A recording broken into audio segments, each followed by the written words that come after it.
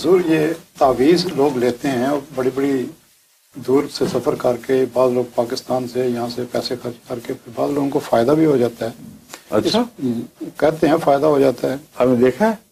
حضور میں نے دیکھا تو نہیں ہے، سنا ہی ہے. سنا ہے، اور انہوں نے بھی سنا ہی. کچھ عرصے کے بعد وہ کہہ دیتے ہیں پھر وہی تکلیف شروع ہو گئی. بعض لوگ تو یہاں تک کرتے ہیں کہ آب زمزم سے جو بڑا فائدہ ہوا پھر 2-4 مہینے کے بعد پھر وہی تکلیف شروع ہو جاتی ہے. لیکن یہ تعویذ اصل میں اعتقادات کی باتیں ہیں.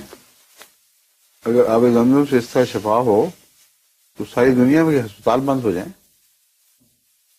ہر مرض کی دوا یہ ہو جائے. سعودی عرب کروڑوں روپیہ خرچ کر رہا ہے، کروڑوں ڈالر میڈیکل کیئر کے اوپر. وہ ان کے دماغ پہ رہا ہوا ہے، وہ آب زمزم نکلوائیں اور ہسپتالوں میں تقسیم کر دیں، بس سب ڈاکٹروں کو چھٹی دیں. یہ تبرک کے غلط مفہوم کے نتیجے میں باتیں پیدا ہوتی ہیں. تبرک کا ہرگز وہ مفہوم نہیں ہے کہ خدا اپنے قوانین قدرت کو توڑ کے ایک تبرک کو وہ طاقت دے جو ہر دوسرے قانون پر غالب آ جائے اور ہمیشہ وہی طاقت اس کے اندر جاری رہے.